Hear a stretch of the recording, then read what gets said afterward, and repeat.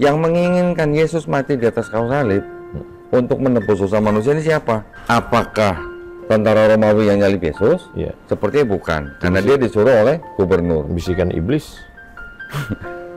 Gubernur tadinya juga tidak mau menghukum Yesus, Ustaz, karena dia tidak menemukan kesalahan pada diri Yesus. Dia hanya mengikuti tuntutan para imam Yahudi. Ya. Imam Yahudi menuntut Yesus ke Pontius Pilatus karena mereka merasa terancam dengan kedudukan mereka, dan juga Yesus menyebut mereka adalah orang-orang munafik. Ya. Tetapi di balik itu ada Yudas yang menyerahkan Yesus ke imam Yahudi. Yudas yang menyerahkan Yesus ke imam Yahudi ini dibisiki oleh iblis sebelumnya. Ya. Berarti sebenarnya yang ingin Yesus mati di atas kayu salib ini siapa sebenarnya? Ya. Iblis kah, Yudas kah, imam Yahudi kah, Pasukan Romawi. Pilatus atau tentara Romawi gitu. Ya. Di balik ini ada Yesus juga. Yesus juga pernah nego dengan Tuhannya atau Bapaknya bahwa jikalau bisa, lalu karena cawan ini daripadaku, sebab bukan kehendak lu yang jadi tetapi kehendakmu yang jadi. Cawan itu dilambangkan dengan lambang penyaliban, Ustaz. Kalau Yesus pernah nanya, jikalau bisa cawan ini dilakukan daripadaku, berarti kan seolah-olah Yesus sedang nego, kalau bisa saya jangan disalib dong. Nah, itu. Berarti kan ada Yesus sendiri, berarti nggak rela kalau dia disalib. Iya, berarti kemauan yang 5 kelompok tadi. Hadiahkan untuk almarhumah ibu, almarhum ayah, kita dapat, orang tua pun dapat. Assalamualaikum warahmatullahi wabarakatuh. Bapak, ibu, abang, kakak, adik, sahabat jamaah dimanapun berada, ma'akal tafa'afnaita, makanan yang dimakan berubah menjadi kolesterol, diabetes, jantung, gula, dan lain sebagainya. Wa malabista fa'ablaita, yang dibelikan ke pakaian, busuk, lapu, ketinggalan zaman. Wa mata saddaqta fa'amdaita, yang diwakafkan, disedekahkan, itulah yang akan kekal abadi. Rumah besar hanya menjadi kenangan, lapuk, berlumut, tumbang, tinggal.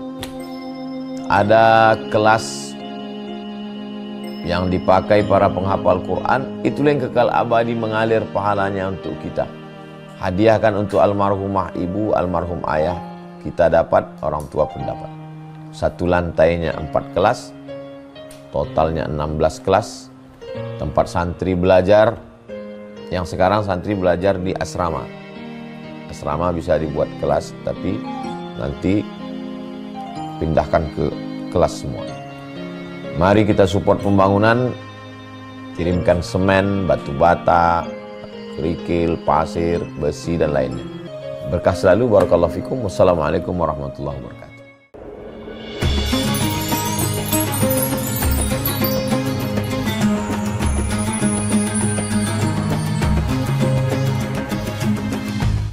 Paganisme, Platonisme. Dari mana tiga tadi tidak menyentuh, dari mana pemikiran bahwa ada anak Tuhan yang menebus, menjadi penebus? Oke. Kalau itu tadi konsep ketuhanannya. Iya. Kalau Ustadz sudah mulai bilang menebus atau penebusan dosa, ini berarti konsep keselamatannya nih. Oh. Nah, konsep keselamatan ini berasal dari orang yang bernama Paulus, Ustadz. Paulus ini yang mengajarkan ada yang namanya dosa waris. Berarti pemikiran ini tua ya? Tua. Karena dari awal. Iya. Iya, iya. Pemikiran penebusan dosa ini berasal dari Paulus yang memunculkan gagasan baru yang berbeda dengan gagasan Yesus. Iya. Kalau Yesus meneruskan hukum Taurat. Iya. Tapi kalau Paulus menimbulkan gagasan baru bahwa manusia ini punya dosa waris. Dari mana dosa waris? Dari Hawa gitu. Makanya setiap keturunan manusia sudah diwarisi dengan dosa. Manusia yang berdosa, yang upahnya maut itu tidak bisa bersatu lagi dengan Tuhan. Iya. Makanya Tuhan harus turun menjadi manusia, mengutus Yesus, mengutus firman-Nya untuk menebus dosa manusia. Jadi gimana dengan manusia yang lahir sebelum anak Tuhan? Ya. Ketika untuk ditanyakan itu yang manusia sebelum Yesus, nanti mereka akan punya akidah baru lagi bahwa Yesus matinya itu menebus dosa semua manusia. Oh, yang sebelum juga. Dari yang sebelum sampai yang nanti. Semuanya begitu dirapel. Iya. Cuman gini, Ustaz. Nah, ini sekarang saya sedang menulis buku baru nih, Ustaz ya. Di dalam 4 gospel diceritakan bahwa ada ayat yang berbunyi begini, Yohanes 3:16. Karena begitu besar kasih Allah kepada dunia ini, maka dikaruniakanlah anak yang tunggal, Ya. supaya barang siapa percaya kepada anaknya ini akan memperoleh hidup yang kekal. Ya. Ini ada ayat begini. Terus kemudian diceritakan lagi bahwa Yesus setelah dia ditangkap, itu ditangkap karena muridnya yang bernama Yudas Iskariot berkhianat. Tetapi sebelum Yudas berkhianat, Yudas dibisiki oleh iblis. Ada ayatnya, Ustaz. Oh. Jadi iblis membisiki Yudas, Yudas menyerahkan Yesus ke imam Yahudi, Ya. imam Yahudi menyerahkan Yesus ke gubernur Pontius Pilatus. Ya. Baru setelah ada proses nego dengan imam Yahudi, akhirnya Pontius Pilatus bersedia menyalibkan Yesus. Ya. Yang menyalibkan Yesus tentara Romawi. Romawi. Nah, sedangkan Paulus punya konsep, Ya. Yesus yang mati di atas kayu salib itu menebus dosa manusia. Ya. Tapi ada cerita Yesus dikhianati muridnya, kemudian muridnya ini dibisikin oleh iblis dan sebagainya, sampai akhirnya disalib dan akhirnya bangkit dari ketiga, diangkat. Ini cerita di dalam Bible. Pertanyaan kita kan bisa begini, berarti kalau begitu, yang menginginkan Yesus mati di atas kayu salib untuk menebus dosa manusia ini siapa? Apakah tentara Romawi yang nyalib Yesus? Ya. Sepertinya bukan, karena dia disuruh oleh gubernur. Bisikan iblis. Gubernur tadinya juga tidak mau menghukum Yesus, Ustaz, karena dia tidak menemukan kesalahan pada diri Yesus. Dia hanya mengikuti tuntutan para imam Yahudi. Ya. Imam Yahudi menuntut Yesus ke Pontius Pilatus karena mereka merasa terancam dengan kedudukan mereka, dan juga Yesus menyebut mereka adalah orang-orang munafik. Ya. Tetapi di balik itu ada Yudas yang menyerahkan Yesus ke imam Yahudi. Yudas yang menyerahkan Yesus ke imam Yahudi ini dibisiki oleh iblis sebelumnya. Ya. Berarti sebenarnya yang ingin Yesus mati di atas kayu salib ini siapa sebenarnya? Iya. Iblis kah, Yudas kah, imam Yahudi kah, Pasukan Romawi. Pilatus atau tentara Romawi gitu. Iya. Di balik ini ada Yesus juga. Yesus juga pernah nego dengan Tuhannya atau Bapaknya bahwa jikalau bisa lalu karena cawan ini daripadaku, sebab bukan kehendak-Mu yang jadi tetapi kehendak-Mu yang jadi. Cawan itu dilambangkan dengan lambang penyaliban, Ustaz. Kalau Yesus pernah nanya, jikalau bisa cawan ini dilakukan daripadaku, Iya. berarti kan seolah-olah Yesus sedang nego, kalau bisa saya Kalau jangan bisa nggak disalib usah dong. disalib. Nah, itu. Berarti kan ada Yesus sendiri berarti nggak rela kalau dia disalib itu. Iya, berarti kemauan yang 5 kelompok tadi. Tapi di atas Bapa memang dia karena saking mengasihi manusia, dia mengaruniakan anak yang tunggal supaya manusia ditebus dosanya. Berarti sebenarnya mastermind-nya siapa gitu, Ustaz? Iya. Ada tentara Romawi, Pilatus, imam Yahudi, Yudas, iblis, Yesus, dan Bapa nih. Iya, 7. Berarti mastermind yang mana yang sebenarnya pengen Yesus mati di atas kayu salib? Dan ini ide ini pikiran ini murni Paulus ya. Ternyata kalau kita lihat itu semua diajarkan oleh Paulus. Paulus yang mengajarkan. Berarti kalau begitu kan sebenarnya ini adalah ajaran yang belakangan gitu, Ustaz. Kalau kita analisis lagi, tentara Romawi nggak tahu kalau Yesus Setelah mati. masalahnya selesai, baru dimunculkan satu kesimpulan. Iya, betul. Yang kalau diurutkan kronologisnya nggak nyambung. Nggak nyambung. Kecuali misalnya dia bilang di awal, nanti aku pada akhirnya akan begini-begini Iya. untuk menebus kamu. Iya. Dia sendiri nggak ngomong, bahkan dia sendiri Iya. mau penawaran. Iya. Nah, surat-surat Paulus yang 13 itu tadi, Ustaz, Iya. itu sebenarnya ditulis sebelum 4 gospel. Oke.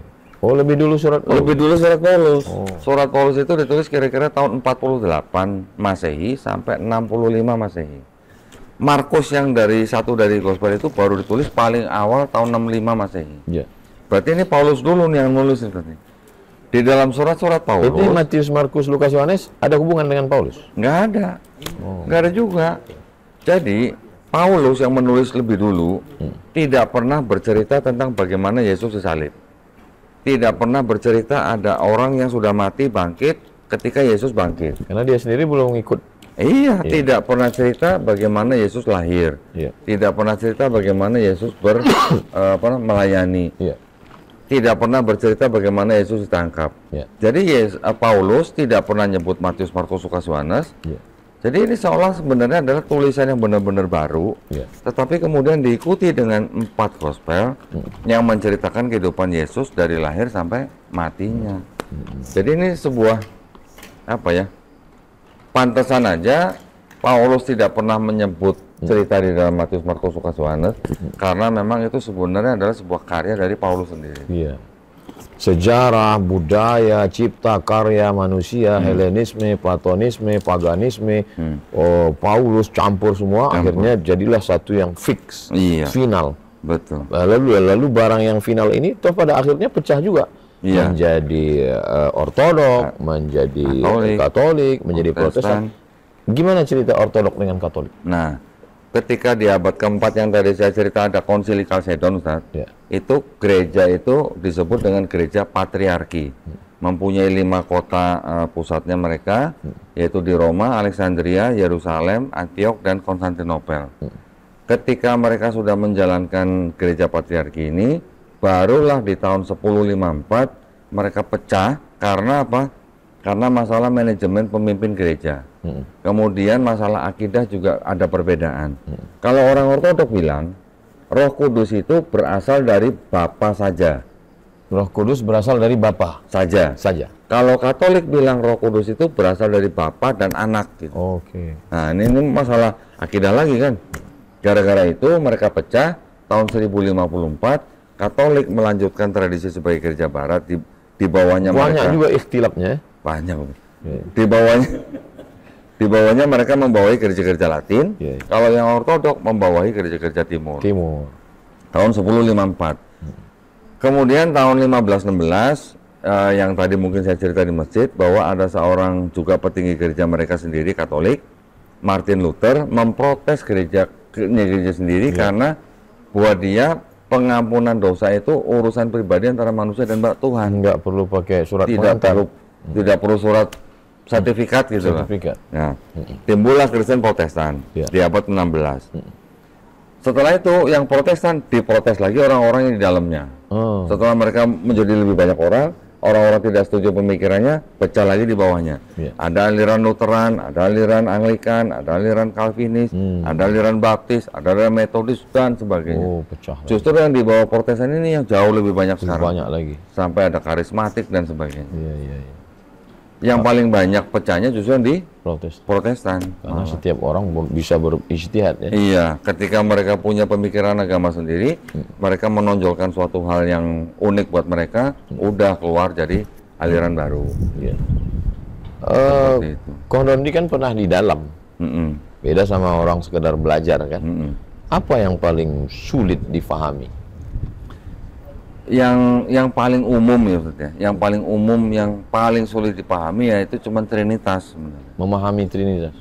Karena kalau kita mau mencoba memahami dengan cara apapun, dengan analogi apapun, itu semuanya nanti akan kembali menjadi misteri. Ketika kita sudah sampai ke kata misteri, sudah itu Allah Bapa Roh Kudus. Iya, kembali lagi nanti ke Helenisme lah, orang-orang yang sebelumnya gitu. Ya, karena ibarat apa kita udah sampai di ujung sungai, mundur ke belakang, nanti masuknya ke awal-awal muara-muara ke Helenisme, ke paganisme. Betul gitu. Tapi biasanya kalau ada orang luar yang ngaji, yang mengkaji, kemudian ketika nggak paham, ya itu karena kamu nggak dapat bimbingan Roh Kudus. Jamahan gitu. Belum dijamah Roh Kudus gitu. Belum dijamah gitu. Biasanya jurus ampuhnya gitu ya. Jurus ampuhnya begitu. Karena kalau sebuah pertanyaan tidak bisa dijawab oleh kalangan pemuka agama mereka sendiri, mereka akan bilang apa? Imani saja. Rata-rata begitu. Kalau sudah imani saja, mau ngomong apa? Habis dogma. Sudah nggak ada ilmiahnya gitu. Itu. Jadi titik temunya pada Trinitas. Trinitas, biasanya gitu. Apa motivasi Paulus membelokkan ya ajaran Isa? Dia misalnya dia raja, dia bukan raja, dia bukan orang politik. Apa untungnya buat dia? Tapi pada akhirnya dia mati juga kan, martir. Matinya malah dipenggal oleh Kaisar Nero tahun 65 Masehi. Kenapa Nero nggak setuju dengan Paulus?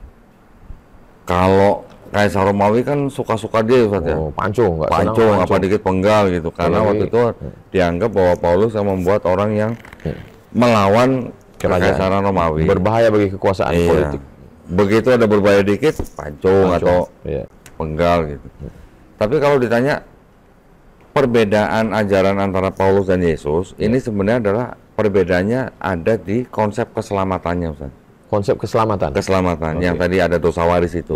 Yesus tidak pernah mengajarkan itu. Tetapi itu kalau ijtihad Paulus ya? Iya. Tetapi kalau mau ditelusurin, apakah Paulus pernah mengajarkan Trinitas? Ini juga meragukan. Enggak juga. Enggak juga, karena yang ada ayat tidak asli itu tuh bukan tulisan Paulus. Bukan, dia datang belakangan. Belakangan. Yang Paulus sendiri, dia tetap menganggap bahwa Tuhan cuma satu. Theos, junjungan cuma satu, Yesus. Gitu. Cuman diterjemahkan dalam bahasa Indonesia menjadi Tuhan yang junjungan itu. Yang Tuhan, harusnya Tuhan menjadi Tuhan. Awalnya Tuhan. Kurios, Ustaz. Kurios itu sebenarnya kalau dalam bahasa Yunani. Theos Bapa. Theos itu Allah. Diterjemahkan sama orang Kristen Indonesia. Kurios itu sebenarnya junjungan atau Gusti dalam bahasa Jawanya. Kalau Gusti kan ditujukan kepada manusia, kan harus manusia. Kita juga bisa menyebut Gusti Allah untuk Tuhan Yang Maha Esa. Tapi kalau ditujukan kepada yang benar-benar manusia, kan harusnya tergantung manusia. konteks. Konteksnya manusia ya manusia. Gitu. Junjungan. Gitu. Junjungan saya. Harusnya Gusti Isa gitu harusnya. Atau Gusti Yesus gitu. Dalam bahasa Jawanya ya. Tetapi diterjemahkan dalam bahasa Indonesia Tuhan Yesus. Padahal, padahal kalau kita baca 4 gospel, Yesus sendiri tidak pernah mengaku sebagai Tuhan. Satu pun nggak ada? Tidak ada. Bahkan Yesus mengaku sebagai Nabi. Ada ayat yang berbunyi begini. Seorang Nabi dihormati di mana-mana, kecuali di rumah sendiri. Itu sedang bercerita ketika Yesus ditolak di Nazaret. Berarti kan Yesus menganggap dirinya sebagai Nabi. Yang ditolak di rumah sendiri. Yang di rumah ditolak di mana-mana, kecuali di rumah sendiri. Terus kemudian ada ayat, semua orang menyebut Yesus, inilah Nabi Yesus. Itu Matius 21 ayat 11. Berarti orang yang hidup pada zaman itu menganggap dia sebagai Nabi. Menganggap dia sebagai Nabi. Yang tidak diakui Yahudi. Iya. Nah, sekarang aja orang Kristen menganggap Yesus sebagai Tuhan Yesus. Belakangan ya. Apa motivasi kristenisasi sehingga begitu ngotot ingin mengajak orang? Ya, kalau itu kan sudah menjadi ideologi, Ustaz ya, bahwa setiap orang harus diselamatkan. Enggak, karena ada beberapa agama yang ya dia nggak ngotot gitu. Kamu mau ikut, tapi ini kan ngotot. Iya, makanya saya bilang satu, mereka tetap punya ideologi bahwa setiap manusia harus diselamatkan. Pertama. Yang kedua, orang-orang Kristen itu juga masih mengut perpuluhan, Ustaz. Perpuluhan tahu sendiri nih, 10% dari gaji mereka setiap bulan. 10%? 10%. Semua mazhab? Tidak semua kalangan mereka memungut perpuluhan. Tetapi yang menjadi proyek utama atau alasan utama adalah karena mereka ingin menyelamatkan semua jiwa supaya masuk surga. Yaitu teologinya mereka begitu. Yang enggak selamat berarti gimana dia masuk neraka. Di akhirat masuk neraka. Masuk neraka. Mereka ini apa istilahnya? Kalau mereka bilangnya orang tak percaya. Orang tak percaya. Atau orang di luar Kristus. Orang tak percaya kan kafir. Kafir. Di kitab mereka juga ada tulisan kafir. Iya, kafir. Ada. Makanya kalau ada larangan. Berarti sebenarnya kita kafir. Buat mereka kafir. Kalian nggak percaya kan? Betul. Dan kita nggak marah ya? Nggak marah. Bahkan mereka juga menyebut kita sebagai domba-domba yang tersesat. Iya. Menyebut kita binatang malah. 2 kali, kafir sama domba. Iya. Kita menyebut orang di luar Islam kafir. Iya. Kita nggak menyebut mereka binatang yang tersesat. Iya. Walaupun sebutan domba tersesat itu adalah kiasan atau alegori, tapi ya bagaimana ya? Di dalam kita mereka sendiri menyebut orang di luar Kristen kafir. Iya. Mereka sendiri menyebut orang di luar Kristen sebagai domba yang tersesat. Apa yang paling ingin Kohdon disampaikan? Gini, saya ingin membuktikan kepada mereka, dan alhamdulillah saya sudah mempunyai dokumen-dokumennya, literasi semua sudah saya dapat, bahwa agama Kristen itu adalah agama yang meneruskan orang-orang yang sebelumnya menyembah yang triad. Jadi saya ingin mengatakan bahwa evolusi dari triad. Ya, penerus agama pagan gitu. Pagan itu kan artinya begini, paganisme itu kan artinya kepercayaan bahwa di setiap elemen bumi ini itu ada penguasanya. Laut ada penguasanya, langit ada penguasanya, gunung ada penguasanya, bumi ada penguasanya. Seperti itu. Itu yang diteruskan oleh Kristen zaman sekarang. Gitu. Ya, jadi dengan dengan bukti-bukti dari kalangan mereka sendiri. Iya. Terbukti bahwa mereka sebenarnya adalah penerus agama pagan. Orang-orang sebelumnya. Itu yang mungkin yang disebutkan dalam Quran surat At-Taubah, Ustaz. Ketika kaum Yahudi menyebut Uzair putra Allah, kaum Nasrani menyebut Isa putra Allah. Mereka melakukan itu karena mengikuti perkataan orang-orang kafir sebelumnya. Nah itu maksudnya. Itu bukti kebenaran Quran yang bisa kita lihat di dalam. Iya, karena mereka mengadopsi kopi dari orang-orang yang ada sekitar mereka ketika itu. Betul. Belum lagi kitabnya mereka mengadopsi dari novel-novel sebelumnya. Homer, Euripides, tentang Raja Odyssey, tentang Dionysus, anak Dewa Zeus. Novel-novel itu masih ada teks asli. Teks Yunani-nya masih kalau ada. Misalnya mau komparasi. Ini bisa. Yang ada di novel, ini yang ada. Bisa. Ini yang ada di novel, ini yang gitu ya. Bisa. Ya? Jadi saya ada bukunya, ya, yang dari karangan Homer. Itu bisa dibandingkan cerita Odyssey begini, cerita Yesus begini di dalam Markus. Odyssey cerita tentang, dia sebetulnya bercerita tentang apa? Tentang dewa-dewa. Iya, jadi bukan gini. Jadi Odyssey itu adalah seorang raja yang dimintain tolong oleh temannya. Salah satunya adalah Achilles untuk menghancurkan kota Trojan. Ada cerita pangeran kota Trojan itu menculik istri daripada raja kerajaan apa gitulah. Cuma dibantu oleh Odyssey dihancurkan kota Trojan. Setelah itu dia baru pulang ke kerajaan Iliad. Cerita Odyssey ini yang diambil oleh penulis Markus. Contoh misalnya, diceritakan Odyssey ketika itu mempunyai beberapa pengikut. Diambil oleh penulis naik Markus. Kapal, diambil oleh penulis Markus. Bukan Markus yang ambil. Penulis Markus itu bukan yang bernama Markus. Bukan Markus. Bukan. Penulis Markus bukan Markus. Bukan. Berarti penulis fiktif. Nama penulisnya anonim. Penulisnya adalah anonim. Contoh lagi ketika Yesus kakinya diurapi dengan minyak oleh seorang wanita. Itu diambil dari ceritanya Odyssey yang juga kakinya diurapi dengan minyak oleh seorang wanita. Makna diurapi itu apa? Dibaluri, Ustaz. Dibaluri. Pakai minyak ya? Ada kesamaan gitu. Iya. Ketika menemukan ada orang yang kerasukan setan, itu juga ada. Jadi cerita-ceritanya tuh ceritanya diambil, tapi nama orang dan nama tempatnya diganti. Nah, itu metodenya disebut dengan mimesis. Jadi penulis kitab Markus mengadopsi novelnya Homer yang bercerita tentang Odyssey. Penulis kitab Yohanes mengadopsi cerita tentang Dionysus, tulisannya Euripides. Saduran novel menjadi kitab suci. Cerita kita ini dari jam 8 sampai jam 9 sekarang itu menembus 3 sampai 5 abad. Dari mulai Yunani, Helenisme, masuk ke Eropa, paganisme, masuk ke Platonisme, kemudian Paus dari mulai antah berantah yang masih berserakan sampai menjadi satu, sampai menjadi pecah lagi menjadi Katolik, denominasi yang ini segala macam Protestan, sampailah sekarang. Dulu ya silakan Anda di musola Anda, di surau Anda, kami di sini, dan kita nggak mau tahu, dan orang pun nggak mau tahu tentang apa yang kita bahas di sini. Tapi hari ini, apa yang dibicarakan saudara kita di sana, ternyata di streaming, kita di sini juga.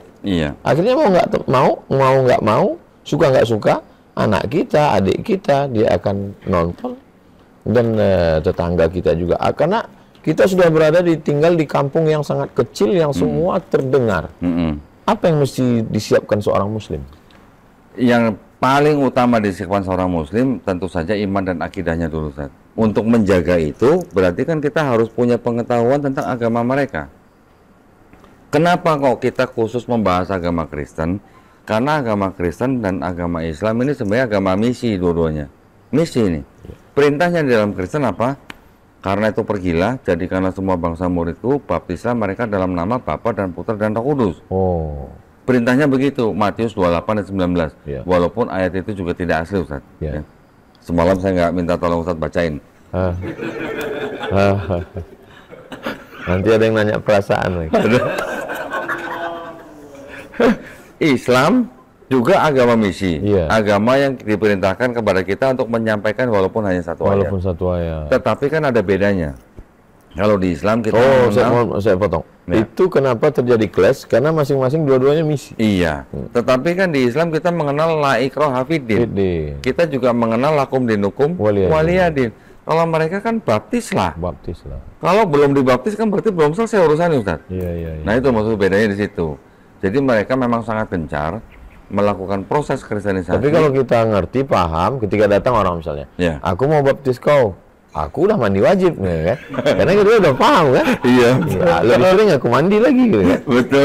Jadi maksud saya, sesuatu kalau kita nggak tahu, kita jadi emosi, kan? Betul. Tapi kalau misalnya kita temanan, kan? Iya. Kok kayaknya belum dibaptis? Aku tiap hari mandi wajib.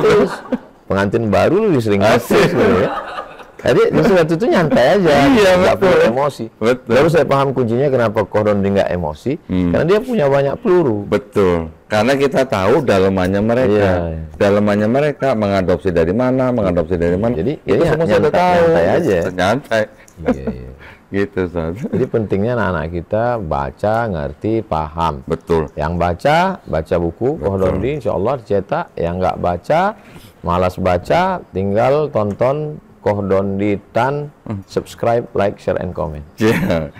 Dulu saya kan akhirnya... Apa usaha yang Kohdondi lakukan dalam dakwah, yang jalur Kohdondi ini? Ya, jadi kan gini, Ustaz.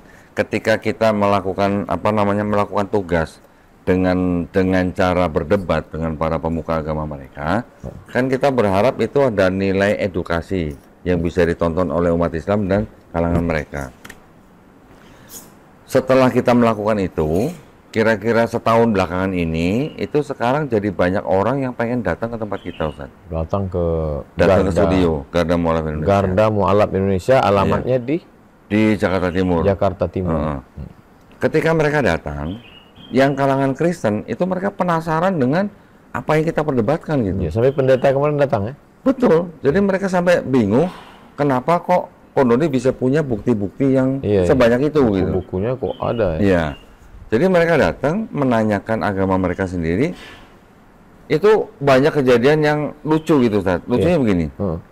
Mereka mengaku sebagai Kristen dari kecil. Tetapi ketika saya bacakan Yesus begini, kaget.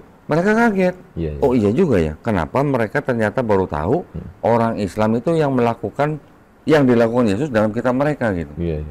Contoh Yesus disunat, Yesus puasa, Yesus nggak makan babi, Yesus sholatnya sujud, Yesus dikafani dan sebagainya. Yesus disunat. Yesus nggak makan babi. Yesus dikafani. Yesus puasa.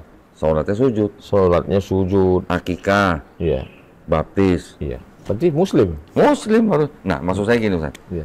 Kalau Nabi Muhammad SAW diperintahkan sujud di Quran surat Al-Hajj ayat 77, dia disebut Muslim. Iya. Berarti Yesus sampai Abraham yang semuanya sujud doanya.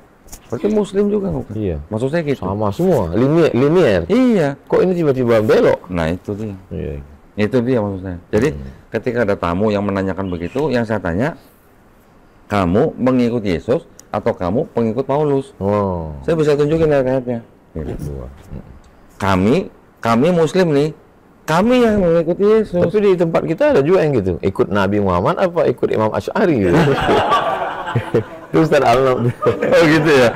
Insyaallah. Oke, kita fokus ke sini. Karena saya nggak fokus. Kohdondi kan dengan Garda Mualaf ngundang. Iya. Mereka nggak mau datang. Mengundang siapa? Ngundang debat. Kita sudah sering mengajak debat. Nggak mau. Sekarang tahun ini saya belum dapat lawan debat. Kenapa kira-kira? Mungkin mereka menonton video saya kalau saya punya dokumen-dokumen itu yang saya tunjukkan. Punya kartunya ya. Jadi gini, Ustaz, pernah belum lama ada seorang anak muda. Atau karena cincinnya 2. Ada seorang anak muda, Ustaz. Iya. Dia setahun yang lalu dia menonton video saya. Iya. Terus dia ngaku dia panas, tapi sama ibunya akhirnya disuruh masuk ikut program pendalaman Alkitab di gerejanya. Program itu namanya CD. Ya. Dengan CD itu diharapkan orang yang ikut lebih mengenal kitabnya, lebih menguatkan imannya. Ya. CD itu programnya kira-kira 6 bulan.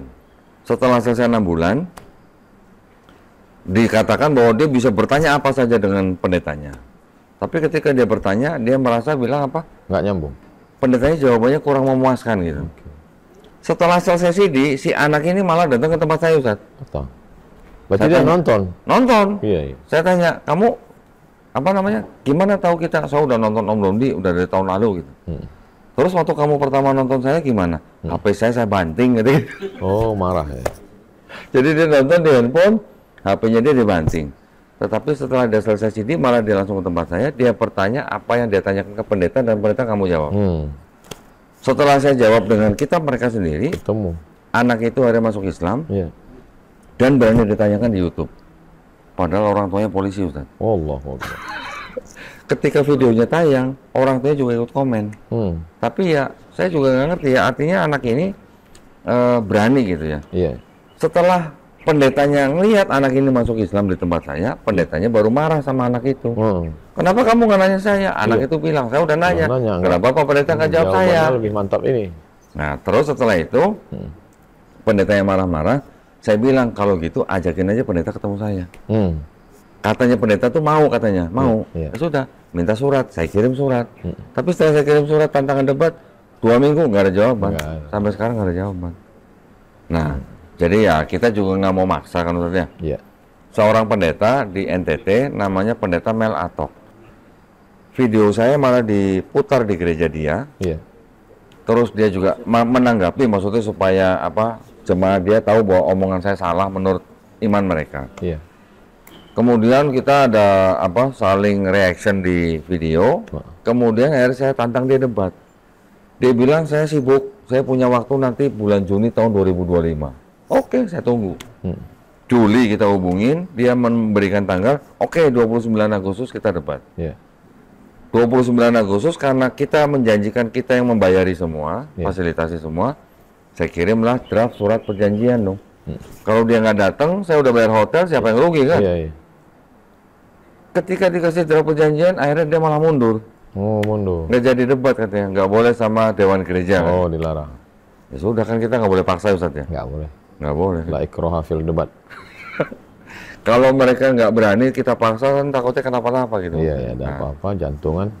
Jadi maksud saya, ya sudah, kalau mereka nggak mau, saya hanya berharap bahwa orang-orang atau umat Islam yang menonton video kita atau menonton video saya, mudah-mudahan mereka terjaga iman dan akidahnya dari upaya-upaya pendangkalan akidah dan pemurtatan, karena upaya mereka juga dilakukan di medsos, Ustaz. Ya, medsos tajam sekali. Medsos itu memang cukup berbahaya. Kodondi menyiapkan kader untuk counter di medsos. Insya Allah kita ada, tetapi ya walaupun tidak tidak masif gitu, tapi tetap kita ada upaya ke situ. Tetap ya.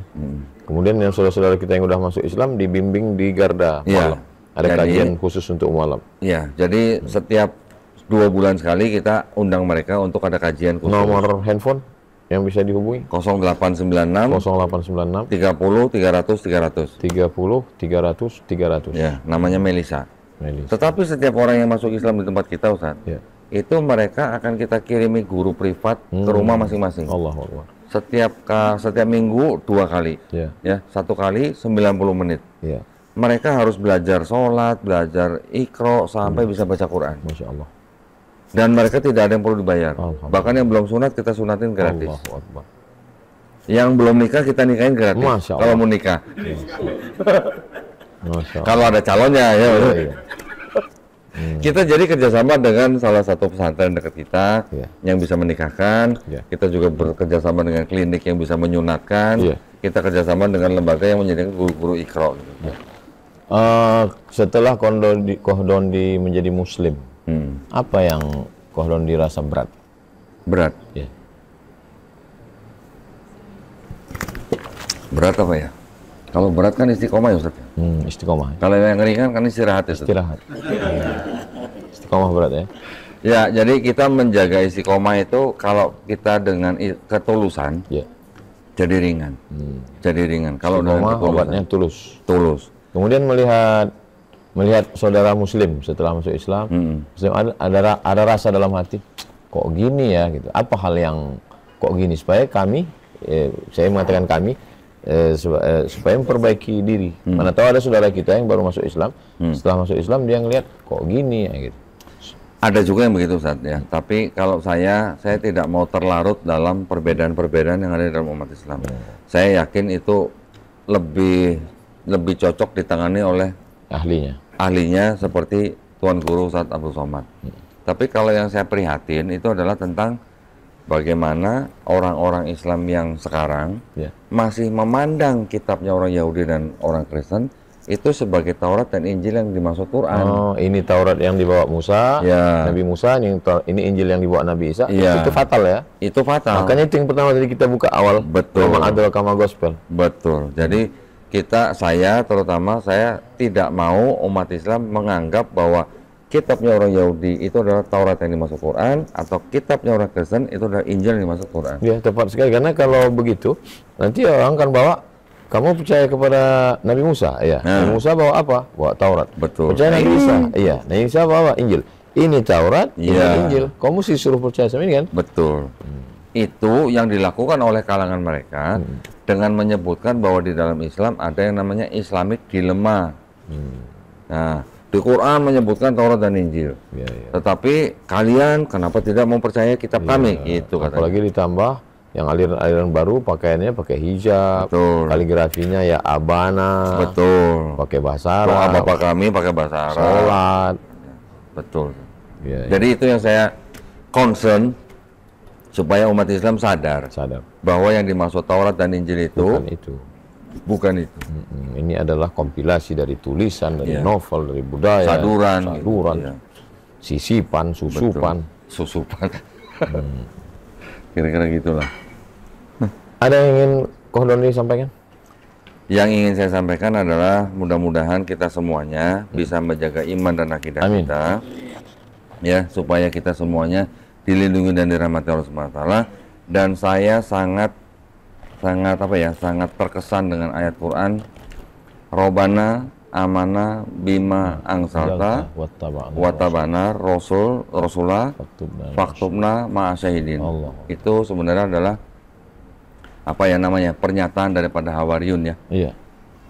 Supaya mereka menjadi orang-orang yang beriman kepada Rasul dengan apa yang sudah diturunkan Allah Subhanahu wa taala kepadanya, dan juga menjadi saksi keesaan Allah Subhanahu wa taala. Itu yang ingin saya berikan pesan buat umat Islam pada umumnya. Masya Allah, sangat bermanfaat. Man lam yashkurin nas, siapa yang tidak berterima kasih pada manusia, lam yashkurillah, tidak bersyukur kepada Allah.